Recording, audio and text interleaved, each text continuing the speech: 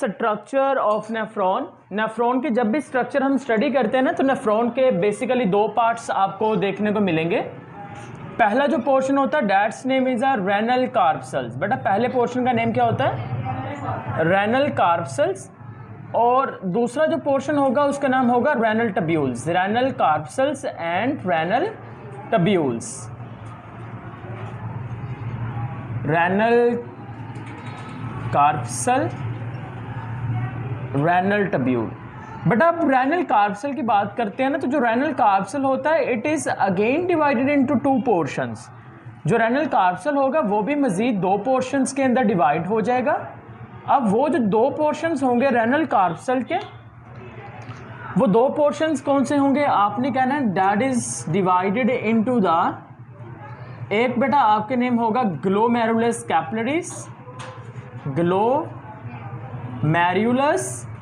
Capillaries, और second उसका name होगा बुमेन्स कैप्सूल। ग्लोमेरुलस कैपिलरीज और दूसरा कौन सा होगा? बुमेन्स कैप्सूल। बेटा जब मैं आपको स्ट्रक्चर ऑफ किडनी करवा रहा था तो मैंने आपको कहा था कि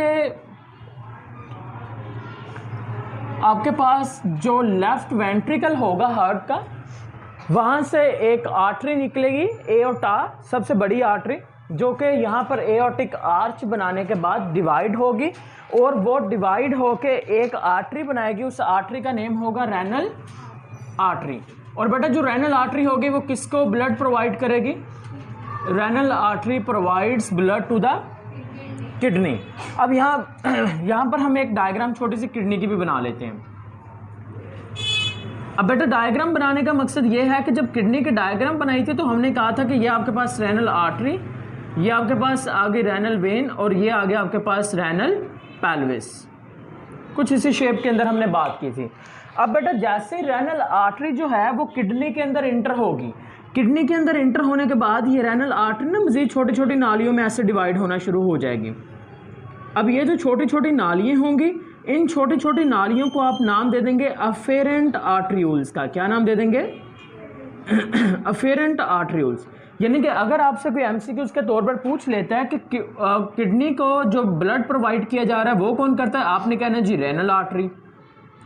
अगर आपसे पूछ लिया जाए जी नेफ्रॉन को ब्लड कौन प्रोवाइड करता है, उस वक्त आप रेनल आर्टरी नहीं कहेंगे, आप कहेंगे कि जो नेफ्रॉन है, क्योंकि वो किडनी के फंक्शनल यूनिट हैं, किडनी के अंदर पाए जाते हैं।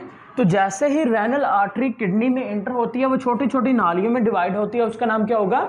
अफेरेंट आर्ट्रियूल। तो बेटा ये जो नाली है ना इसका नाम होगा अफेरेंट आर्ट्रियूल, AFFERENT। तो blood enters into the nephron with the help of the afferent arterioles. अब जैसे ही बेटा ये अफेरेंट आर्ट्रियूल इस नेफ्रॉन में इंटर हो रहा है, नेफ्रॉन में इंटर होने के बाद अफेरेंट आर्ट्रियूल मजीद छोटे छोटे इस तरह नेटवर्क में डिवाइड हो जाएगा। अब ये जो मजीद बेटा छोटा छोटा नेटवर्क होगा ना जिसके अंदर ये डिवाइड हो रहा होगा, हम उस नेटवर्क को क्या नाम दे देंगे? आपने कहना है कि this one is known as capillaries. क्या नाम दे देंगे? कैपिलरीज का। यानी कि कुल मिला के बात कुछ इस तरह से बनी कि आपके पास थी बेटा रेनल आर्टरी, रेनल आर्टरी से बनी अफेरेंट आर्ट्रियूल्स, अफेरेंट आर्ट्रियूल उसके अंदर इंटर हुई तो वो छोटी छोटी मजीद नेटवर्क में डिवाइड होगी जिसका नाम क्या होगा? कैपिलरीज। लेकिन चूंकि हम नेफ्रॉन की बात कर रहे हैं तो नेफ्रॉन के अंदर एक स्पेशल नेटवर्क ऑफ कैपिलरीज होगा जिसको क्या नाम दे देंगे आप? Glomerulus capillaries. क्या नाम दे देंगे? Glomerulus capillaries. तो बेटा ये जो स्टार्ट वाला इतना सा हिस्सा बनाया है ना, ये आपके पास कौन सा कहलाएगा? रेनल कार्पसल का। आपने कहना है what is renal corpuscle? The non tubular portion of the nephron is known as the renal corpuscle that is divided into glomerulus capillaries. How the glomerulus capillaries is formed? When the renal artery enters into the kidney, it is again divided into the afferent arterioles. The afferent arteriole provides blood to the first portion of the nephron, and when afferent arterioles enters into this nephron, this afferent arteriole is again divided into network of small tubules, and the network of small tubules are ball of small tubules that is present inside a cup shaped structure. अगर मैं इसको इस तरह से बनाऊं तो cup लगता है कि नहीं? तो हम कहेंगे जो कप शेप स्ट्रक्चर होगा, कप शेप स्ट्रक्चर का नाम होगा बुमेन्स कैप्सूल, और कप शेप स्ट्रक्चर जिस नेटवर्क को कवर किए होगा उसका क्या नाम होगा? Glomerulus capillaries. So how you can define Bowman's capsule? You say that Bowman's capsule is a cup shaped structure. What is Bowman's capsule?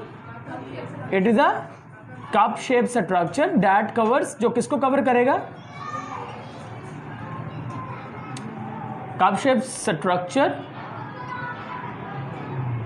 That covers glomerulus capillaries. अच्छा, अगर ग्लोमेरुलस कैपिलरीज को डिफाइन करना हो फिर आपने कहना है कि ball of small tubules, ball of small capillaries that is covered by, जिसको कौन कवर कर रहा है, very good, that is covered by Bowman's capsule. इस तरह से आप लिख देंगे। अच्छा जी, अब हम चलते हैं उससे आगे वाले हिस्से की जानिब। बेटा जो आगे वाला पोर्शन होगा ना वो इस तरह से होता है कि इसके बाद दूसरे हिस्से स्टार्ट हो जाएगा। उस हिस्से का नाम क्या होगा, रेनल टब्यूल्स। रेनल टब्यूल 3 हिस्सों में डिवाइड हो जाएगा। पहले बेटा एक बलदार नाली आएगी जिसको आप नाम दे देंगे पहली बलदार नाली, इस तरह से। इसका नाम होगा प्रॉक्सिमल टब्यूल। पहली बलदार नाली का नाम क्या होता है, प्रॉक्सिमल टब्यूल। अच्छा, उसके बाद ये प्रॉक्सिमल जो टब्यूल होगी ये अगेन नीचे जाएगी और फिर ये बेटा ऐसे ऊपर को अराइज हो जाएगी इस तरह से, और ये जब ऊपर जाएगी तो ये बेटा एक यू शेप स्ट्रक्चर बन जाएगा। तो दूसरी जो टब्यूल होगी यहाँ पर वो एक यू शेप स्ट्रक्चर होगी, और ये जो बेटा यू शेप स्ट्रक्चर होगा इसको आप नाम दे देंगे लूप ऑफ हैनिले का। क्या नाम देंगे, अच्छा, लूप ऑफ हैनिले के बाद बेटा एक और टब्यूलर सिस्टम आएगा, उसको आप नाम दे देंगे, आप दैट्स नेम इज आ, उसको नाम दे देंगे बेटा आखिरी बलदार नाली, या आखिरी बलदार नाली का एक सेकंड नेम होता है that's name is a distal tubules. क्या नाम दे देंगे, और ये जो डिस्टल टब्यूल होगी ये जाके ओपन हो जाएगी कलेक्टिंग डक्ट्स के अंदर इस तरह से। तो बेसिकली हमारे पास इस तरह से बेटा कुछ पोर्शंस आ चुके हैं इस वक्त नेफ्रॉन के। पहला पोर्शन आ गया हमारे पास, देखिए ज़रा यहाँ पर बेटा एक नेफ्रॉन इधर आके अटैच है तो उसकी डिस्टल टब्यूल इधर अटैच है। इस कलेक्टिंग डक्ट्स के साथ बहुत सारे नेफ्रॉन के डिस्टल ट्यूब अटैच होंगी। देखिए यहाँ पर भी मैंने बनाया हुआ है, इसका मतलब है इधर वाले साइड पे भी नेफ्रॉन होगा जिसकी डिस्टल ट्यूब आके यहाँ पे अटैच हो रही है, इधर भी अटैच है, इधर भी अटैच है।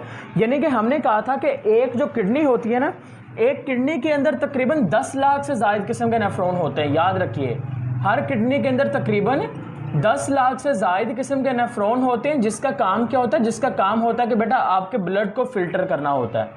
इसका काम क्या है, ब्लड को फिल्ट्रेट या फिल्ट्रेशन का जो काम होता है वो इसका होगा। तो आप इसी तरह से लिखिएगा दैट्स नेम इज, इसका नाम क्या होगा बेटा, प्रॉक्सिमल टब्यूल्स। अच्छा जी, प्रॉक्सिमल टब्यूल्स के बाद इसका नाम क्या है, यू शेप स्ट्रक्चर का लूप ऑफ हैनिले। इसका नाम क्या होगा बेटा, distal tubules. Distal tubules open किस में हो रही है, कलेक्टिंग डक्ट्स में। अब बेटा जब बहुत सारी कलेक्टिंग डक्ट्स मिलेंगी ना तो वो कलेक्टिंग डक्ट्स यहाँ पर ना, ये आपके पास जो रेनल पायरामिड्स था इसमें बहुत सारी कलेक्टिंग डक्ट्स आपस में मिलकर ना इस हिस्से पर आके पैपिलरी डक्ट्स बना देंगी। कलेक्टिंग डक्ट से कौन सी डक्ट बनेगी, ये देखें यहाँ पर आप लिख लेंगे कलेक्टिंग डक्ट्स, उसके बाद कलेक्टिंग डक्ट से कौन सी डक्ट बनी, पैपिलरी डक्ट्स। कौन सी डक्ट्स, पैपिलरी डक्ट्स। और बेटा जो पैपिलरी डक्ट्स होंगी वो पैपिलरी डक्ट्स आपस में मिलेंगी तो वो ये हिस्सा बना देंगी। इसका नाम हमने दिया था रेनल पेल्विस का। क्या नाम दिया था, रेनल पेल्विस। और उसके बाद वो क्या बन जाता है, यूरेटर, जो कि यूराइन को लेकर कहाँ पे पहुँच जाएगा, यूराइनरी ब्लैडर में, फिर आउटसाइड द बॉडी, जिसको आपने क्या नाम देता है, यूरेथ्रा का नाम दे दिया। सो ये हमारे पास आ गया कुछ उसके पार्ट्स। आपने सेम एज इट इज़ इसी तरह से लिखना है, इसके ऊपर लॉन्ग क्वेश्चन बन सकता है। प्रॉक्सिमल टब्यूल यानी कि पहली बलदार नाली, दूसरी बलदार नाली का नाम, वेरी गुड, और फिर उसके बाद डिस्टल टब्यूल। उसके बाद ये वाला आपने बिल्कुल याद रखनी है कि सीक्वेंस, कि ये सीक्वेंस यहाँ पर आ जाएगी। Is that clear. कल को बेटा हम इसी का इस्तेमाल करेंगे और नेक्स्ट आगे वाले टॉपिक्स पढ़ेंगे। लेकिन एक आखिरी चीज़ आपको बता दूं बेटा, रेनल आर्टरी थी वो इंटर हुई किडनी के अंदर, वो डिवाइड हो गई किसके अंदर, अफेरेंट आर्ट्रियूल में। अफेरेंट आर्ट्रियूल्स डिवाइड हुई तो बनी क्या, ग्लोमेरुलस। जब ग्लोमेरुलस कैपिलरीज आपस में मिलेंगी तो उसके भी मिलने से एक बाहर की जानिब आर्ट्रियूल बन रही है। जो कि ब्लड लेके नेफ्रॉन से बाहर निकल रही है।